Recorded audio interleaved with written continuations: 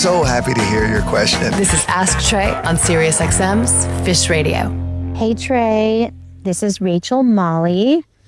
And thanks for taking my question. I wanted to ask you about spirituality. I know for me, for myself, and probably for a lot of others, going to see you play, whether it's tab or fish, is part of my spiritual practice and tremendously important and meaningful to my entire being. And I wanted to ask you, what is your current spiritual practice?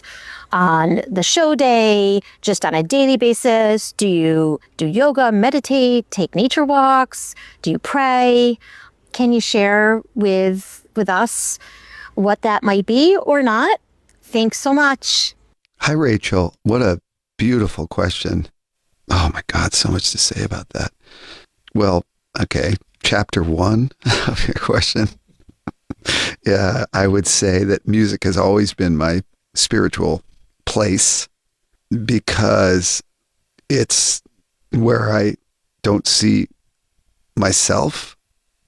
It's a giant, beautiful universe when I'm playing music. I feel small, and some of the jamming, I had experiences early on, almost teen years of being with my friends and writing songs, and then into early Fish, 18, 19, where a power would sort of come into the room, particularly when we were writing together or, well, jamming, that was clearly beyond an individual. And the fact that it would happen with groups of people was kind of an element of that, I think.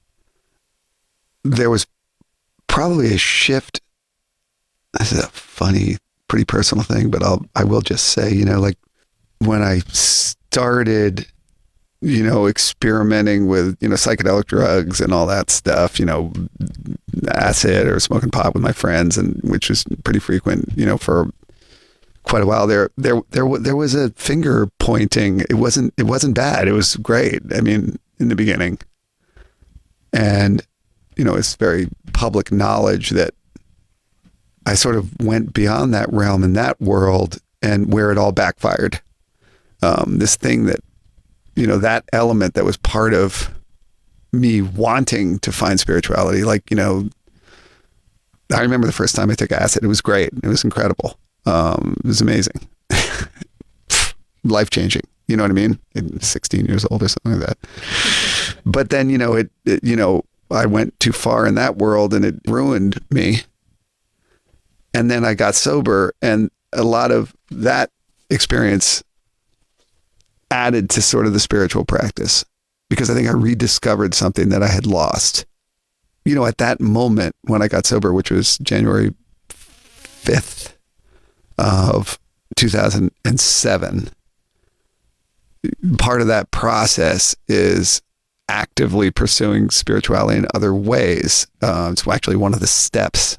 So I started meditating twice a day, and praying, meditating, and reading a lot more kind of spiritual books, and talking with a lot of people in groups about what it all meant and what was important. And, I still, this morning watch, Alan Watts videos on TV, and I love that stuff, and I have groups that I talk to, and I did start a sort of a ritual backstage, which was, involved quieting myself and going in the back room and trying to meditate on how small the venue is in the scheme of things. And I try to picture the town from above, and it's a whole process of, wow, okay, here I'm in Madison Square Garden, and there's 8 zillion people walking around the blocks that don't know that this place even exists right outside.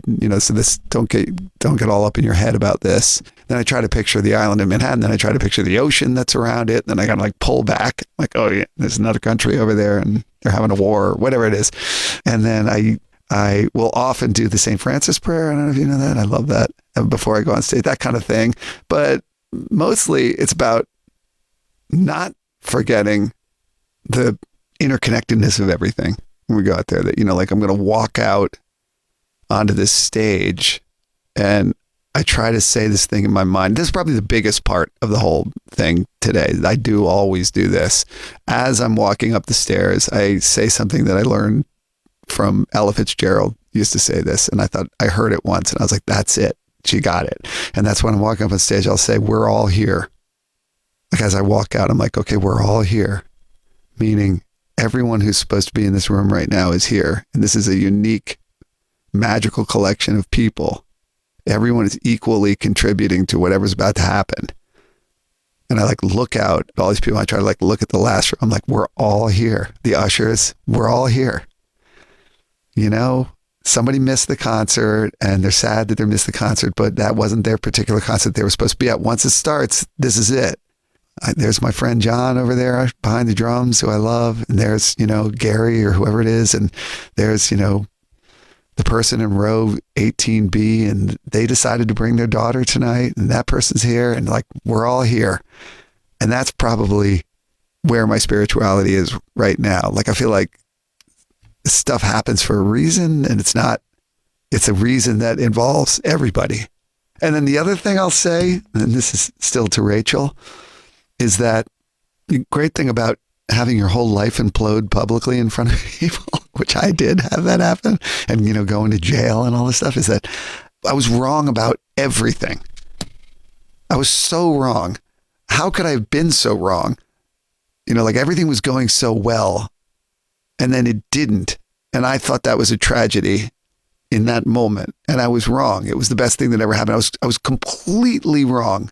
So that makes me think I must be wrong now. If I start labeling things good or bad, or I don't see that there's some kind of higher order going on, whatever that may be. So that's kind of like we're all here. You know what I mean? For some reason, we're all here. And it kind of goes back to that whole, my son fell off a horse and broke his leg. Oh, that's terrible. Maybe. Oh, you know, they came and drafted all the kids for the war today. Your son didn't have to go because he fell off the horse and broke his leg. That you're lucky. Maybe. A flood came through the town after all the other boys went off to war and my son drowned. You're unlucky. Maybe. You know, it's that we don't know. I don't know what the heck's going on here.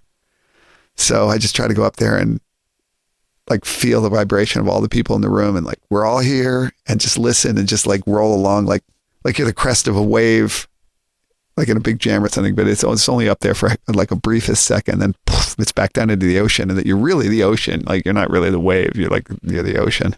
So that would be the spiritual point of view that I have.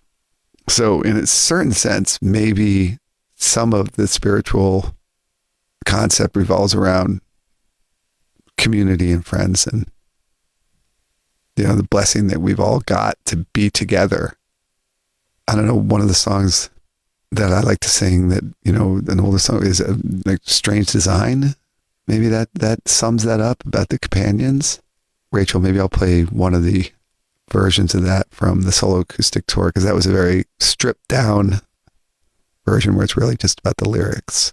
Rachel, thank you so much for your question. What a beautiful question. And we hope we'll see you at a show very soon. Well, I